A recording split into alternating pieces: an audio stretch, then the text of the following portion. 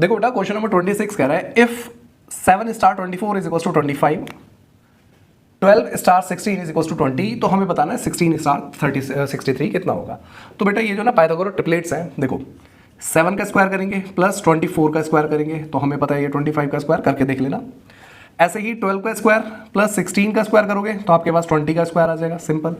ऐसे ही हमें बताना है 16 का स्क्वायर प्लस 63 का स्क्वायर, इनको प्लस करके कितना आएगा चेक कर लेते हैं। 16 का स्क्वायर जो होता है 256 होता है और प्लस 63 का स्क्वायर जो होता है वो होता है 3969।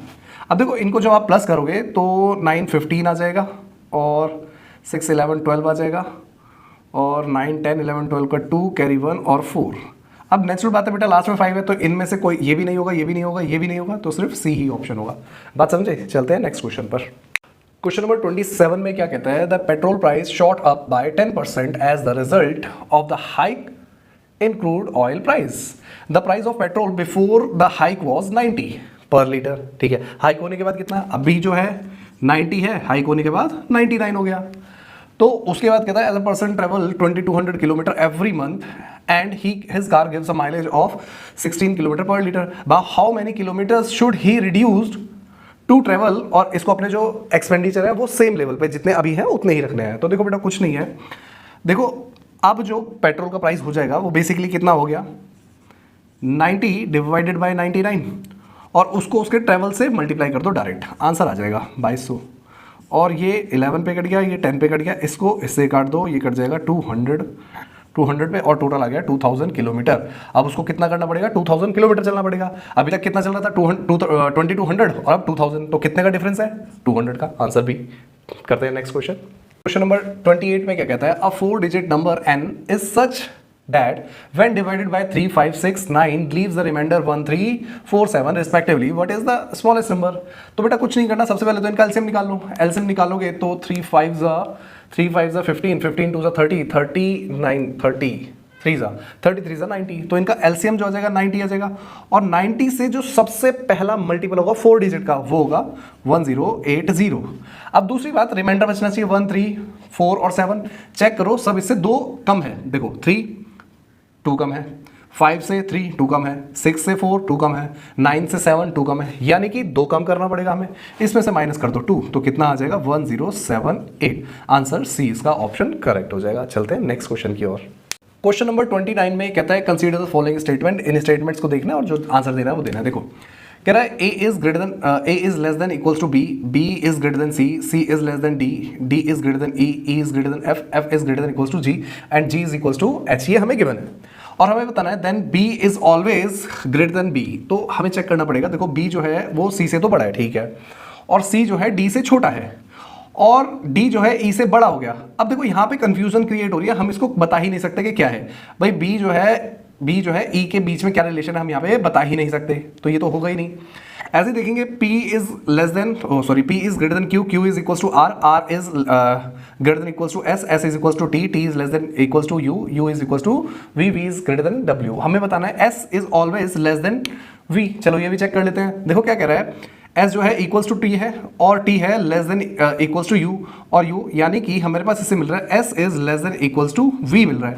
अब वो कह रहा है ऑलवेज लेस देन, नहीं भाई इक्वल भी तो हो रहा है, तो यानी कि इसमें हमारा हो जाएगा नाइदर 1 और नॉर 2, डी ऑप्शन हमारा करेक्ट हो जाएगा। चलते हैं नेक्स्ट क्वेश्चन की। क्वेश्चन नंबर 30 में कहता है इन सबको मल्टीप्लाई करना है, इनका यूनिट प्लेस बताना है। देखो ये सारे के सारे इवन नंबर है, यानी कि 5 इसमें आ रहा है, राइट, और 5 को जब भी इवन नंबर से मल्टीप्लाई करेंगे, सॉरी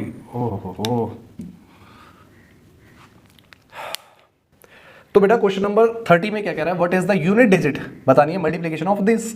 अब देखो ये सारे के सारे ऑड नंबर्स हैं और 5 को जब भी ऑड नंबर से मल्टीप्लाई करेंगे 15 आएगा, यानी कि 5 ही लास्ट में आएगा। 5 को किसी से भी मल्टीप्लाई कर दो, 15 से कर दो, कितना आ जाएगा भाई 75, लास्ट में 5 आ रहा है, यानी कि इसको देखो 0 तो नहीं आ सकता ना, इसमें ऑप्शन है, यानी कि हमारे पास 5 को जब किसी से भी मल्टीप्लाई करेंगे तो ऑप्शन 5 ही, यानी कि सी ऑप्शन ठीक हो जाएगा।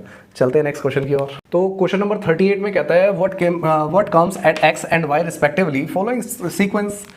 अब देखो भाई अगर हम सीक्वेंस देखें, देखो जैन से जैन आने पर -0 कर दिया, जैन से दिसंबर आने पर -1 कर दिया, दिसंबर से अक्टूबर आने के लिए -2 कर दिया और अक्टूबर से x पे आने के लिए -3 करेंगे। तो अक्टूबर से माइनस जब 3 करेंगे तो कौन सा आएगा जुलाई, यानी कि या तो ये होगा या ये होगा, देखते हैं आगे। फिर यहाँ से यहाँ आने पर -4, ठीक है, यहाँ से आने पर -5, फिर यहाँ से यहाँ आने पर करेंगे -6, और अगर हम अक्टूबर से पीछे 6 करें तो आता है अप्रैल, तो यानी कि ऑप्शन बी हमारे पास हो गया। ठीक है, चलते हैं नेक्स्ट क्वेश्चन की ओर। 39 क्वेश्चन में क्या कह रहा है, team X scored a total of n runs in 20 overs, team Y tied the score in 10% less overs, यानी कि लेस ओवर्स, यानी कि इसको 20 लग रहे हैं तो इसको 18 ही लग रहे हैं, और कहता है अगर उसका एवरेज बढ़ा देंगे 50% से तो उसको सिर्फ 12 ही ओवर लगेंगे। ठीक है, तो देखो इसको हम ऑप्शन से करने की कोशिश करते हैं। देखो क्या आएगा, पहले 72 को हम 20 से डिवाइड कर देते हैं, चेक कर लेते हैं कितना आ रहा है भाई, आ रहा है आपका 3.6, और फिर क्योंकि y जो है 18 आवर में ही बना रहा है तो उसको 18 से मल्टीप्लाई कर देते हैं, चेक करते हैं कि वहाँ तक आएगा या नहीं आएगा। क्या देगा भाई, 18, 108 और 64, यानी कि नहीं हो रहा, ये ऑप्शन गलत हो गया। 144 को भी देख लेते हैं 20 से डिवाइड करके कितना आ जाएगा भाई, और उसको फिर 18 से मल्टीप्लाई कर देंगे तो कितना आ जाएगा, ये कट जाएगा 7.2 पे, और 7.2 को 18 से मल्टीप्लाई करेंगे, 18 दूनी 36, कैरी 3, 18 सत्ते 108 और 116, 126 और 3, 126 और 3, 129, तो ये आ गया, ये भी ज़्यादा हो गया है ना। अब ऐसे ही 216 भी देख लेते हैं, 216 को 20 से डिवाइड कर देते हैं, ये कट जाएगा 100.8 पे, और फिर इसको भी मल्टीप्लाई कर देते हैं 18 से, 18 को 8 से मल्टीप्लाई करेंगे तो हमारा हो जाएगा 18 8 64 64 14 44 144, और 144 का यहाँ पे 4 आ जाएगा, कैरी 1 इस पे चला जाएगा, 18 और 1 19, यानी कि 194, यानी कि ये भी ऑप्शन गलत हो गया, ये भी, यानी कि इसको हम कांट भी डिटरमाइन कर देंगे, क्योंकि वैसे ये डिटरमाइन ही नहीं होता, इसमें जो डेटा है वो सफिशिएंट नहीं है। ठीक है, चलते हैं नेक्स्ट क्वेश्चन की ओर।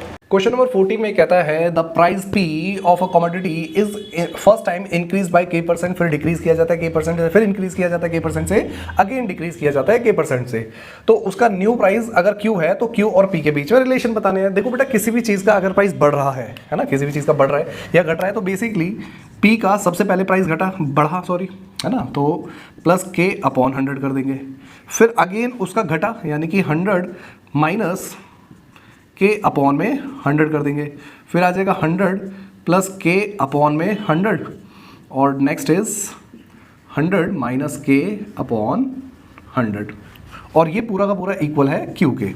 अब देखो इसमें आ जाएगा p bracket a plus B a minus B, यानी कि 100 का स्क्वायर माइनस k का स्क्वायर अपॉन, ये तो हो गया 100 का स्क्वायर।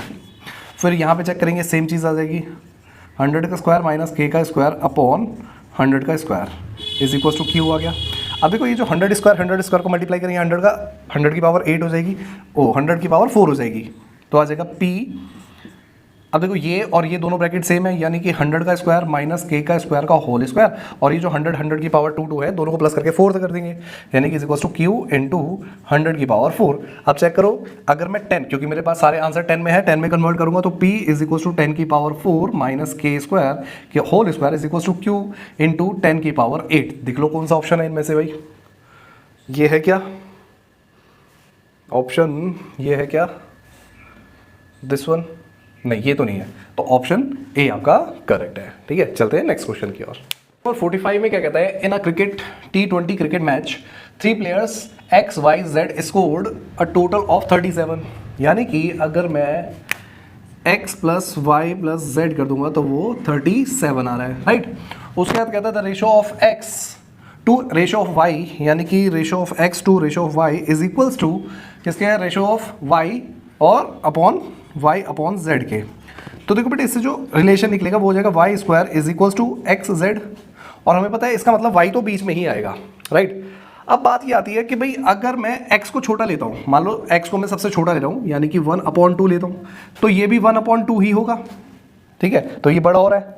पर वहीं अगर मैं इसको चेंज करके 2/1 लूँगा, x को बड़ा करता हूँ, तो ये भी क्या हो जाएगा 2/1, यानी कि यहाँ पे ना हम x और y को डिटरमाइन नहीं कर पा रहे कि वो छोटा है या बड़ा है, इसी वजह से इसका आंसर हो जाएगा can't be determined due to insufficient data.